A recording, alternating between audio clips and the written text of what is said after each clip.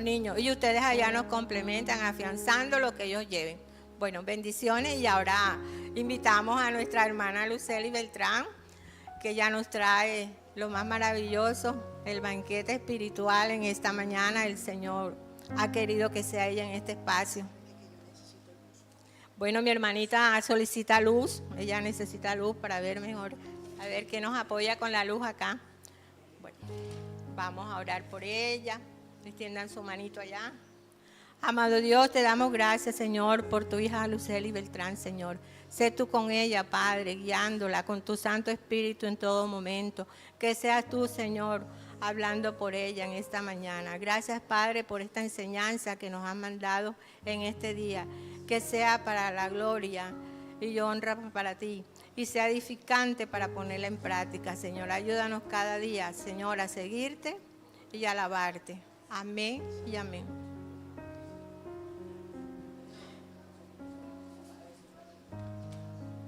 Bendito sea Dios y Padre de nuestro Señor Jesucristo, que la paz esté en cada uno de los corazones.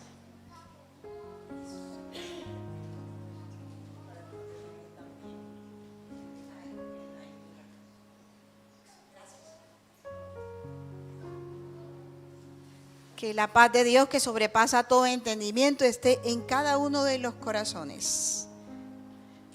Vamos a leer el Salmo 25. Dice: Dios mío, en ti confío.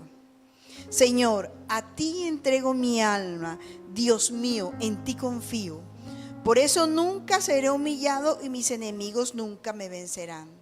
Quien cree en ti nunca será derrotado. Pero en cambio los traidores serán derrotados y quedarán con las manos vacías. Señor, enséñame a vivir a tu manera.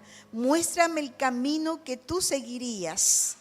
Guíame y enséñame tu verdad, porque tú eres mi Salvador y en ti pongo toda mi esperanza.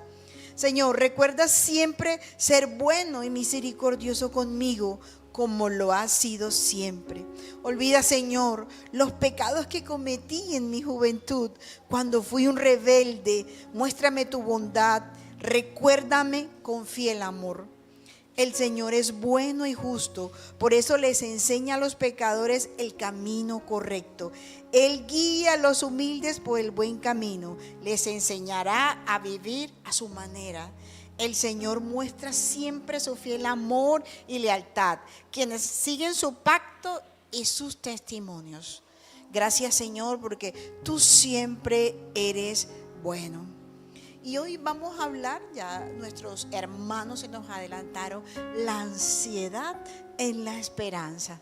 Y quizá esta palabra ansiedad, ¿verdad? Dirán los cristianos, no somos ansiosos, o a los cristianos no nos toca esta tendencia de la ansiedad. Pues no, hoy vamos a hablar acerca de la ansiedad y qué dice el Señor que tenemos que hacer ante esta actitud, ante este sentimiento, ante esta tendencia. ¿Qué nos invita el Señor? Hoy es el primer domingo de Adviento, un tiempo que nos recuerda la encarnación y el nacimiento de nuestro Señor Jesucristo y su promesa de la segunda venida. Los temas de Adviento hemos aprendido alrededor de toda esta enseñanza y de toda la permanencia en nuestra iglesia, que son de esperanza, que son de paz, que son de alegría y que son de amor. Esos temas que nos ayudan aún en la adversidad a decir: Dios es fiel, es leal, ahí está conmigo. Ese es lo que tenemos que meditar en este comienzo de Adviento. Esta primera enseñanza de Lucas 21, desde el 25 hasta el 36, quiero que esto que voy a decir lo tengan pendiente durante toda la enseñanza. Nos ayuda a comprender que no estamos solos en un mundo caído y caótico, que no estamos solos ante todas las cosas difíciles que vemos diariamente, en que nuestra fe no se quebrante aún cuando no vemos luz y no vemos que las cosas se esclarecen. Este pasaje que desarrollaremos hoy nos muestra a un Jesús, no a un Jesús bebé, en el pesebre, sino un Jesús adulto, hablando de su segunda venida y el estado caótico y el estado en que el mundo va a estar cuando Él vuelva. Miremos los antecedentes históricos del Evangelio de Lucas. Vamos a mirar sobre el Evangelio de Lucas.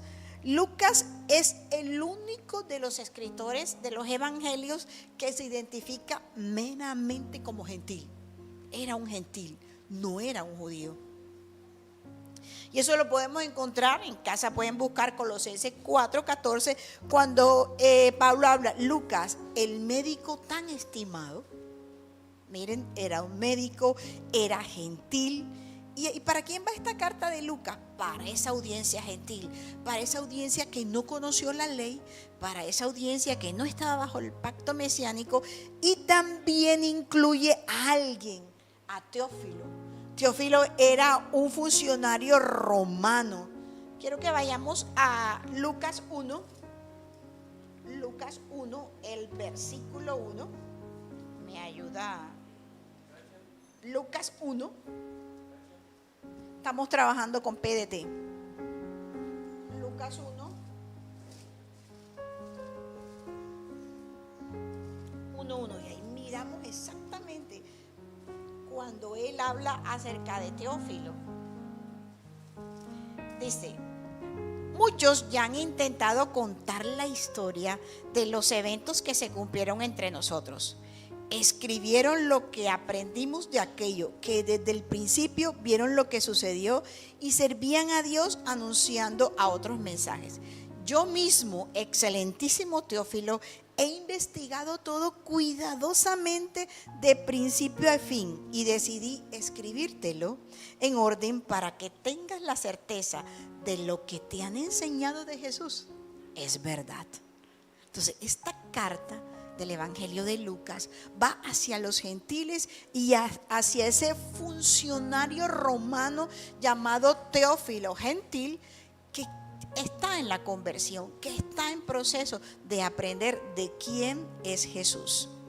El historiador Barclay hace un comentario, dice que cada uno de los evangelios tiene un símbolo, cada uno de los evangelios tiene una cosmovisión diferente y que la cosmovisión del Evangelio de Lucas va apuntado al símbolo del becerro, ¿verdad? Ese animalito, porque ve que hace esta analogía, ve a Jesús como ese sacrificio, pero para todo el mundo. No solo para la promesa judía, sino para todo el mundo, incluyéndose él primeramente como gentil. Este evangelio rompe las barreras entre judíos y gentiles. Es el símbolo del mundo, es el símbolo que la salvación está para todos, que es el regalo para todos. Lucas no hace énfasis en que Jesús fuera la profecía cumplida solo para los judíos. No. Él habla de que el linaje de Jesús no comenzó con Abraham, del pueblo judío, sino comienza con Adán. El Evangelio de Lucas fue escrito alrededor del año 60 después de Cristo, en el primer siglo. Y es posible que Lucas haya tomado algunos pasajes de Marcos porque se conocieron, porque ambos viajaron con Pablo. Y como dice en el primer capítulo, él recogió información muy cuidadosa para escribir este evangelio, ¿verdad? Hizo entrevista, buscó testigos para que esa verdad no tuviese ningún motivo o fuera inverosímil. Él dice que probablemente los historiadores dicen que él estuvo presente en la crucifixión de Jesús, en las ejecuciones de Pedro y Santiago y Pablo, en la destrucción del templo y la persecución de la iglesia por parte de Nerón. Él hace mucho énfasis, si ustedes leen Lucas desde el primer, segundo capítulo, hace mucha énfasis en el gobierno romano, en quién estaba en el poder, en qué se exigía, ¿sí?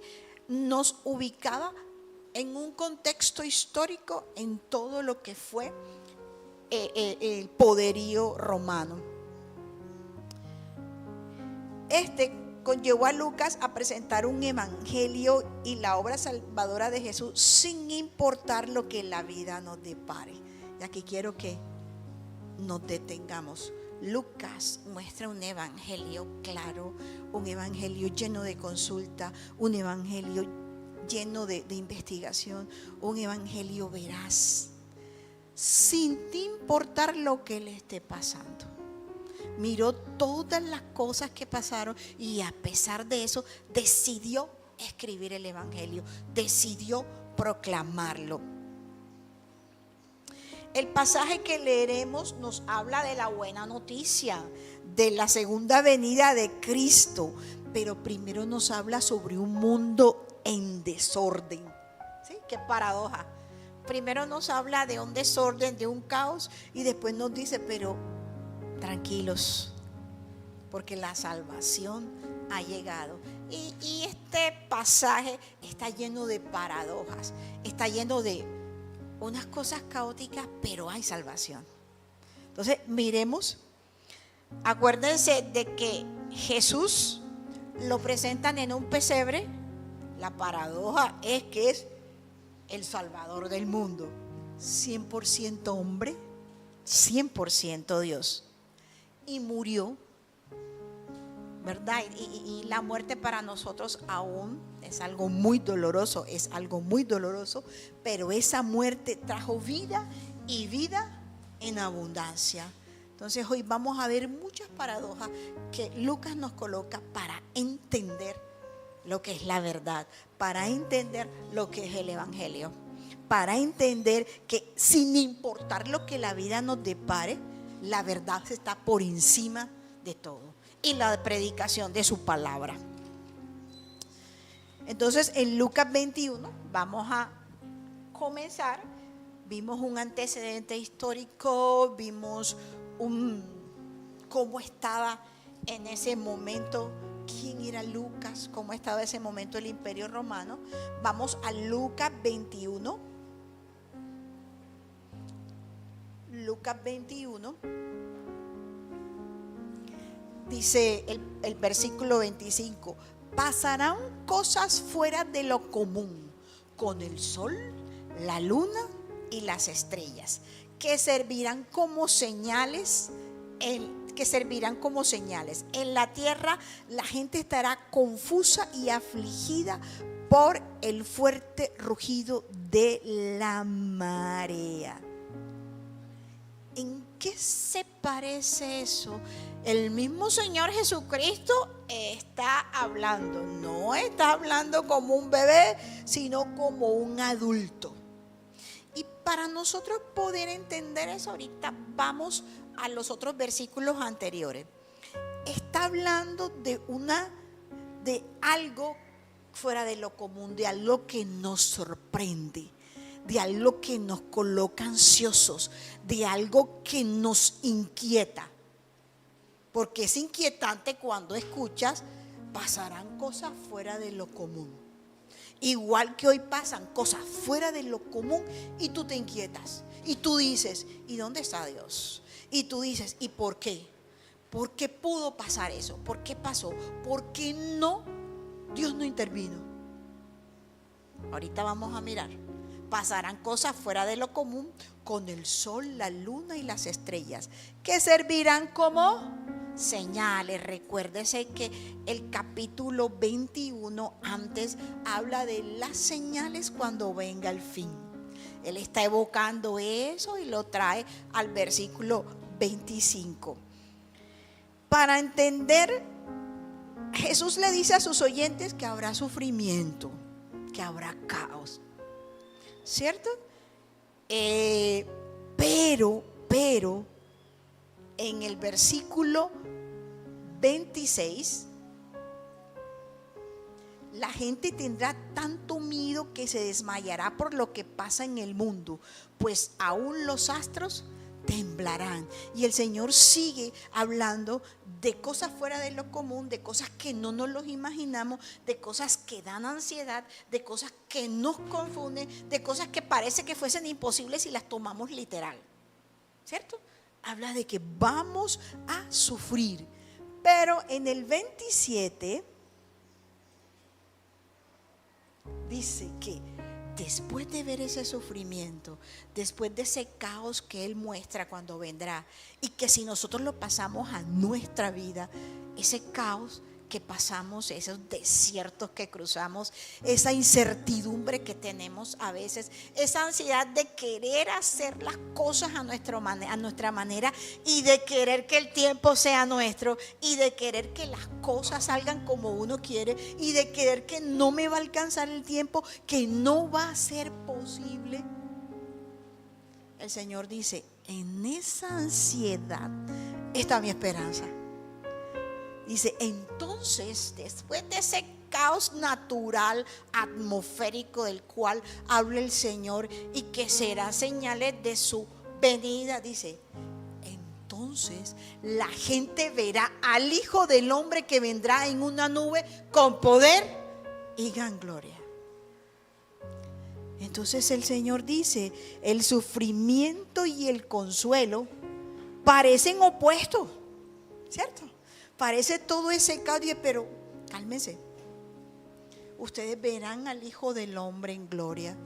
El sufrimiento y el consuelo parecen opuestos, pero ambos coexisten. Ambos coexisten. Ambos están el uno al ladito del otro. Existen al mismo tiempo. Entonces, hoy vamos a mirar qué hacer. ¿Qué hacer con esas cosas que no entendemos? Como esas cosas sobrenaturales de las cuales nos habla el Señor mismo cuando Él venga. De esas cosas que uno dice, ¿y cómo van a pasar? ¿Y cómo fue que pasó esto? Pero Él dice, calma. Entonces cuando venga el caos y el mundo esté así naturalmente, la gente verá al Hijo del Hombre que vendrá en una nube con poder y gloria. Y eso va a ser mucho más grande que esa ansiedad que tenemos de saber qué va a pasar, cómo va a ser. O en nuestra vida actual, ¿qué vamos a hacer con tantos problemas? Encontramos a un Jesús dentro del templo, aparentemente irritado. Dicen los teólogos y los historiadores que aparentemente estaba irritado. Tal vez, si nosotros leemos los capítulos 21, 19, ¿sí? Él estaba irritado porque la gente no reaccionaba ante el esplendor del templo, ¿sí? O ante la riqueza. Y así nos encontramos en estos momentos. La gente absorta viendo a los demás cuánto tienen, qué casa, qué carro, qué persona, y nos dejamos llevar por ese esplendor de la riqueza, por esas cosas materiales, inclusive por esa admiración que sobrepasa. Y el Señor se queda, si hay cosas mucho más importantes. Y Jesús, quizá, dicen los historiadores, estaba irritado porque la gente contemplaba el esplendor, contemplaba la riqueza, contemplaba lo que otro tenía, contemplaba lo que la naturaleza les daba.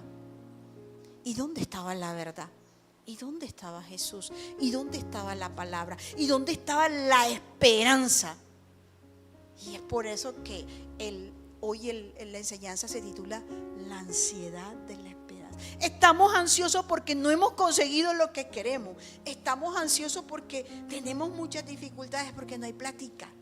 Pero no estamos ansiosos por esa venida hermosa que viene, por esa segunda venida.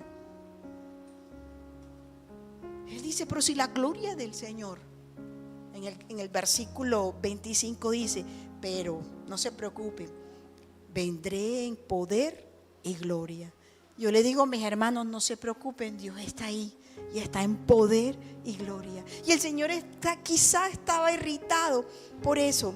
También quizá estaba irritado porque lo dice la Escritura en los versículos anteriores, pudo ser por las restricciones impuestas sobre quien no podía entrar al templo. Acuérdense que hemos enseñado aquí que en esa época los gentiles se quedaban afuera. No podían entrar al templo porque no eran judíos, porque no llevaban la ley de Moisés.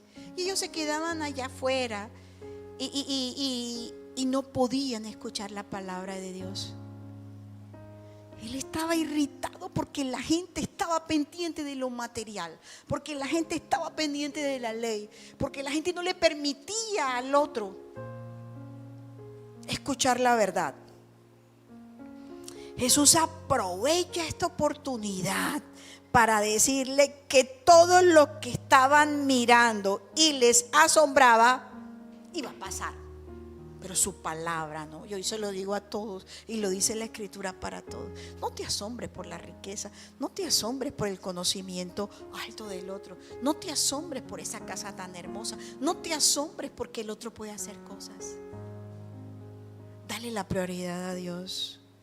Esa ansiedad que tienes, entrégasela al Señor. Esa ansiedad que tienes, Dios te dice: espérate un momentico, quiero que el 28 me van a perdonar, pero es hermoso. Lloré. Cuando todo esto comience a suceder, le decía el Señor, y era como una paradoja: cuando tú veas que todo está oscuro y se van a caer las estrellas y se va a caer todo, dice, levántense, miren hacia arriba y alégrense. La otra versión me encanta porque dice, enderécense. Cuando uno está ansioso, cuando uno está deprimido, cuando uno está que no sabe cómo solucionar los problemas, cuando uno está triste, esto uno así sí cae y uno parece que el peso y la carga se lo llevará acá. La versión PDT dice, enderézcanse. Sí, y eso es tan difícil para el ser humano. Es tan difícil para el ser humano. Hay una versión que dice, esa versión me encantó: cuando todo vaya mal, cuando el caos, cuando la ansiedad te tome, cuando la tristeza, cuando la incertidumbre llegue a ti, enderésate. Enderésate. Esta versión dice, levántense. Quisiera leerles la versión. Lloré cuando vi esta versión. Dice el 28 en esta versión: cuando todo esto comience a suceder, enderécense y levanten la cabeza, porque ya saben que está muy cerca la hora en que Dios lo liberará. En esta versión también dice, levanten, miren hacia arriba, alégrense, no se preocupen, porque ya saben que está muy cerca la hora en que Dios los liberará, porque está cerca la redención, dice la otra versión. Ay, el Señor nos habla, le está hablando a los judíos, le está hablando a los gentiles. Todas estas cosas pasarán. Cuando yo venga, encontraré el mundo así. Pero resulta que el mundo ya da señales. Ya estamos así, ya estamos ansiosos. Y en esta época de Navidad, esa ansiedad no es de esperanza. Esa ansiedad es de ver qué compro, de ver cómo alegro, de ver cómo bailo, de ver ahorita dice, de ver cómo tomo, de ver cómo me emborracho, de ver cómo me alegro. Y el Señor dice, no.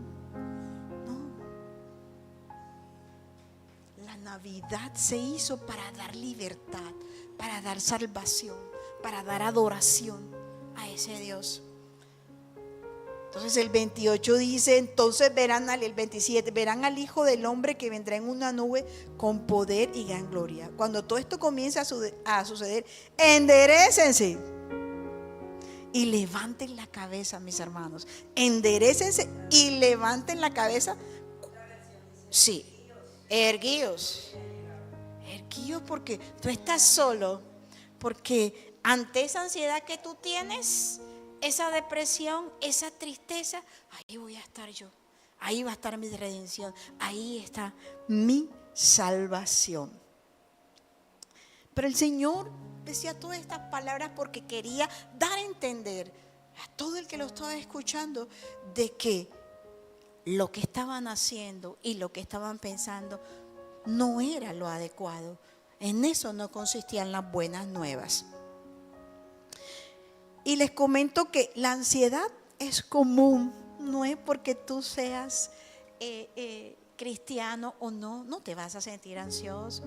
No vas a sentir todos estos sentimientos o estas emociones que llaman negativas o llaman emociones a mejorar. No, todo lo vamos a sentir, ¿verdad? Podemos sentirnos frustrados, con incertidumbre, con miedo por algún motivo, pero dice el Señor, no tengas miedo, enderézate, ¿verdad? Levanta la cabeza, porque la redención ha llegado, porque yo estoy aquí contigo. Dios creó todo bueno para nosotros en gran manera. Dice el versículo 28, cuando todo esto comienza a suceder bien. Vamos al 29. Y el Señor le cuenta una historia, como siempre, como usualmente hacía Él. Y nos preguntamos, ¿por qué el Señor o por qué en las Escrituras siempre nos hablan con analogías, con paradojas, con parábolas? Resulta que estábamos en un medio donde los griegos dominaban el intelecto del Imperio Romano. Y la cantidad de filósofos que había en ese tiempo utilizaban estos recursos estilísticos para hablar de moral, para hablar de entendimiento. Y el Señor usó esa coyuntura también y usó parábolas, usó paradojas, usó analogías, usó comparaciones. Y ahí es cuando también el Señor nos habla. Aprovecha las coyunturas, aprovecha los momentos para hablarle de Dios. Algunos dirán, no, es que esto no es de Dios. Tú puedes hacerlo de Dios. Tú puedes ubicar esa coyuntura y transformarla y hablarle de la palabra. ¿Sí?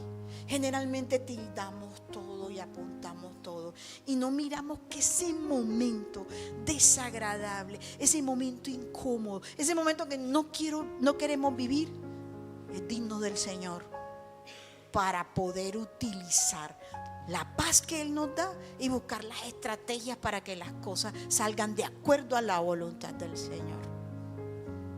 No nos quedemos en el momento desagradable. No nos quedemos en que las estrellas van a caer, va a haber un caos. No, quedémonos en que el Señor está siempre con poder y gloria ante la situación. Y este es un pasaje apocalíptico. Y mira cómo nos sirve a nosotros para la vida de hoy. El 29 dice, entonces les contó una historia. Miren los árboles. La higuera es un buen ejemplo. Cuando brotan las hojas saben que el verano está cerca. Así también cuando vean suceder todo eso sabrán que el reino de Dios está cerca. Dice, Dios contó una historia. Sabemos que una estación termina y que otra está comenzando. Y Él dice, ahí tenemos implícito y habla de la experiencia que tenemos cada uno de nosotros en la vida. Esa experiencia que hemos pasado y el cuidado que Dios ha tenido durante todas esas experiencias nos sirve a nuestra formación y madurez espiritual. Nosotros ya sabemos qué se siente cuando pasa esto. Nosotros ya sabemos qué se siente cuando pasa lo otro. Y todas estas experiencias que llamamos desagradables, y son desagradables, entre comillas, nos dan madurez espiritual, nos confrontan, ¿verdad?, a nuestra formación y nos preparan para otra estación. Así como le pasa a las plantas, así como le pasa a todos estos sembrados, nos preparan para otra estación y nos preparan a nosotros y para darle ánimo a los demás. Así que no te quedes callado, porque tú sabes qué se siente cuando pasa algo. Tú sabes cómo Dios te ayudó. Porque todos los que estamos aquí, incluyéndome a mí que estoy de pie aquí, me tiemblan las piernas, nos han pasado cosas.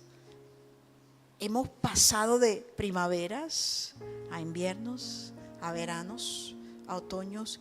Y si estamos sentados aquí es porque el Señor nos ha sostenido. Y esa experiencia nos ha ayudado a parecernos un poquitico más a Dios y a mirar los atributos y las perfecciones de Él para nosotros tomar algo de Él y poder ayudar a los demás.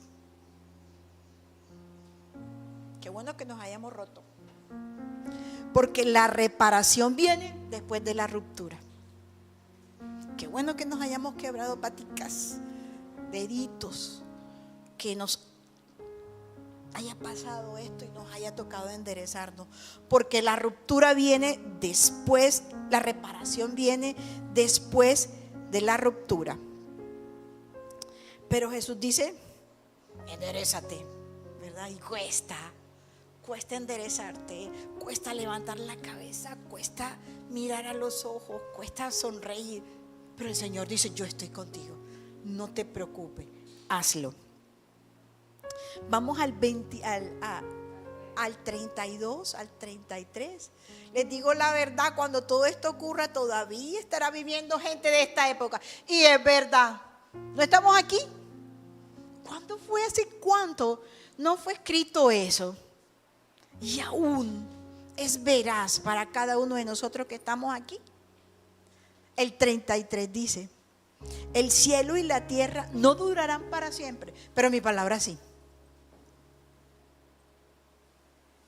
Y hay terremotos y hay fracasos, hay rupturas, hay problemas. Y según el Apocalipsis, el cielo y la tierra no durarán para siempre.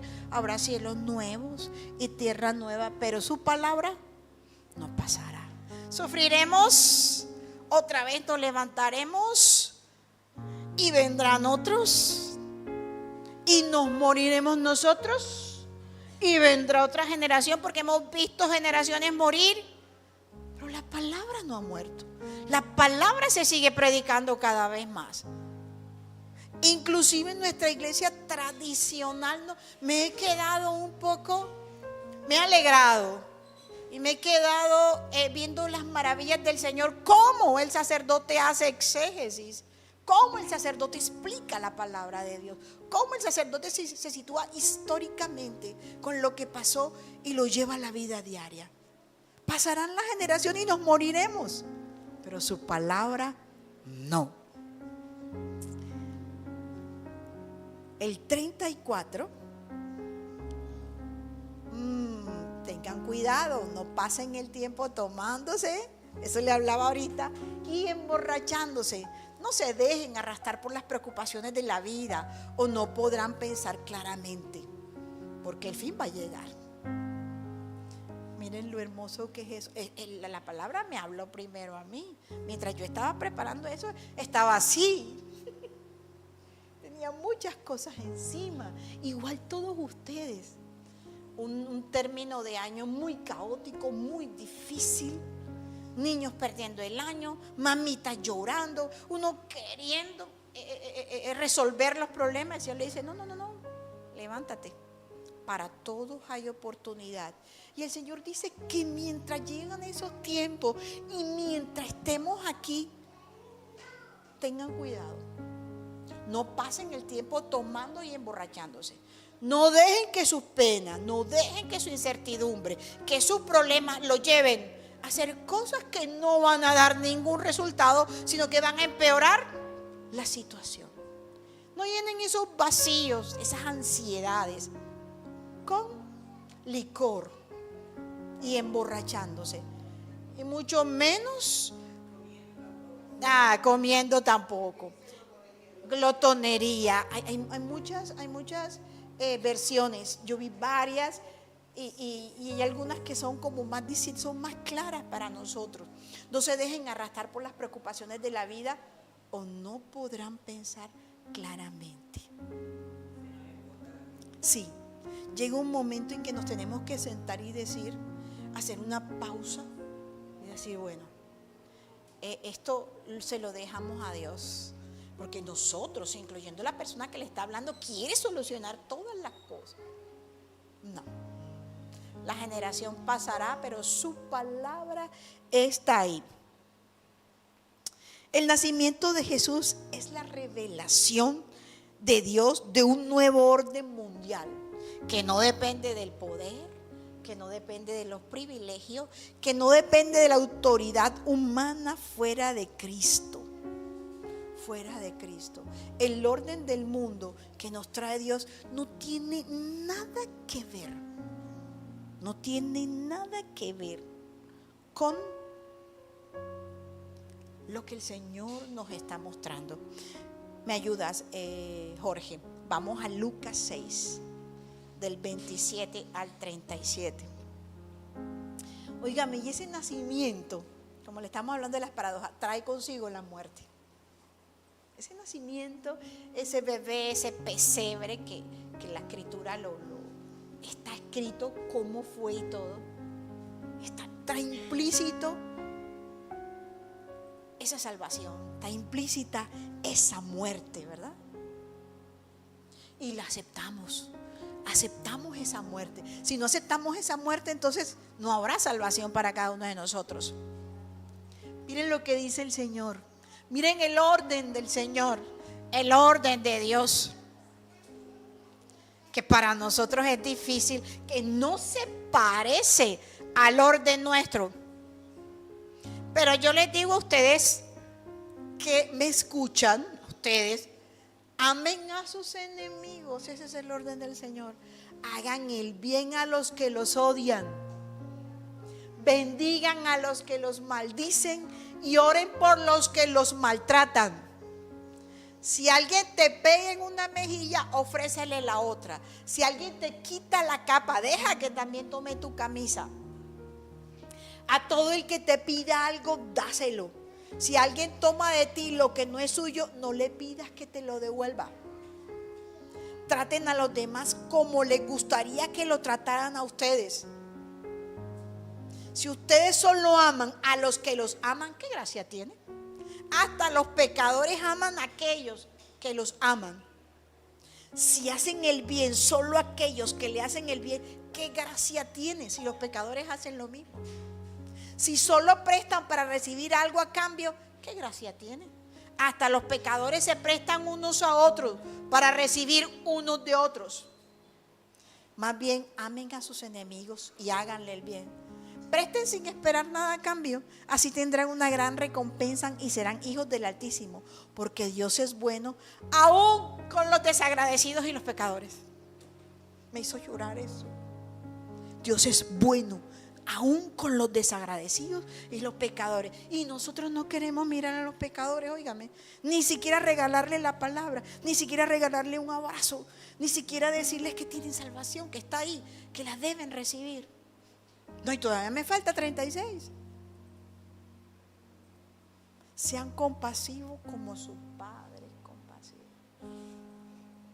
Para mí es difícil. No juzguen a los demás y no serán juzgados. No condenen a los demás y no serán condenados. Perdonen y serán perdonados. Ese es el orden de Dios. Eso es lo que Dios quiere. Ese es el reino de Dios. Y está cerca de ti si lo intentas hacer. Nos cuesta mucho. Nos cuesta mucho. El sueño de Dios, según varios teólogos, no solo es la paz mental tuya, ¿sí? Tu paz, tu tranquilidad, sino la paz de todos, la paz de la tierra. ¿Y cómo se logra? Así. Y estamos tan lejos de hacer eso. En el reino de Dios no existen las divisiones. Todo esto desaparecerá. Jesús vino a reparar ese sistema dañado. ¿Sí? Desde el Génesis, cuando se partió esa unión, eso de hablar con Dios directamente. Jesús dijo: yo soy la reconciliación, yo soy ese puente para que otra vez haya la misma comunión. Jesús vino a reparar este sistema dañado de esta manera. Y mientras nos preparamos para ese regreso, ¿verdad? Mientras nos preparamos para ese regreso, el Señor nos invita a vivir así, a vivir Lucas 6, 27, 37. Mientras tanto, nos preparamos para el regreso de Cristo, viviendo una vida plena de amor hacia los demás, celebrando eso que está ahí se llama justicia de Dios, que nos da esperanza en un mundo tan ansioso. Eso que está ahí nos tranquiliza, eso que está ahí nos da esperanza, eso que está ahí calma nuestra ansiedad. Ese Lucas 6, 27, 37 nos está invitando a que esperemos en fe, en amor y esperanza su venida. Mi hermano, la ansiedad en la esperanza. Esa es la forma que quiere el Señor que nosotros como cristianos caminemos de esa manera. Se llama la ansiedad en la esperanza de que un día vendrá, de que mientras llegue ese reino, el reino de nosotros está escrito ahí y lo tenemos que intentar desarrollar. Padre, te damos gracias porque tú eres bueno, porque tú eres maravilloso, porque para ti gloria, honra y alabanza, Señor. Oh Dios, temblamos cuando vemos el caos en el mundo, así como tú mismo hablaste y dijiste que sucederán cosas fuera de lo común, que el mundo temblará, que nos desmayaremos, Señor, por todos estos desastres climáticos. Asimismo también nos desmayamos, nos volvemos ansiosos ante tanto caos que hay ahora, ante tanta injusticia, ante tanta maldad, ante tantos momentos desagradables. Pero gracias, Señor. Gracias porque tú nos das esa esperanza. Nos dice: enderézate, levanta la cabeza. Mira, aquí estoy yo. Yo soy salvación, yo soy redención. Pasarán generaciones y morirán personas, pero mi palabra siempre estará ahí. Habrá quien la predique. Oh Dios, gracias. Gracias porque contigo no estamos solos, porque tú nos abrazas, porque tú nos arropas, porque tú nos das la mano para levantarnos, Señor, porque confiamos en ti, porque no nos maravillamos de las riquezas del mundo y de lo que el hombre puede hacer, sino nos maravillamos de esa lealtad que tienes con la humanidad, de ese sacrificio que hiciste por ella, de ese sustento que le das, Señor. Oh Dios, gracias. Gracias por la esperanza en medio de este caos, Señor. Gracias porque no estamos solos, Señor. Gracias porque ese bebé que nació, Señor, se convirtió en el Salvador del mundo. Gracias por esos evangelios que están escritos, Señor, para llevarnos la verdad, para hacernos más fuertes espiritualmente, para hacer madurarnos en tu palabra, Señor, para no dejarnos engañar por vanas fábulas, Señor. Gracias. Gracias por tu amor. Gracias por el sacrificio que hiciste. Gracias por esos momentos inapropiados, inadecuados, desafortunados, llamémoslo como quieran, porque son la coyuntura para verte de cerca, Señor. Son la coyuntura para arrodillarnos y levantarnos y decirnos: no estamos solos, Dios está con nosotros. En el nombre de tu Hijo amado Jesucristo, amén.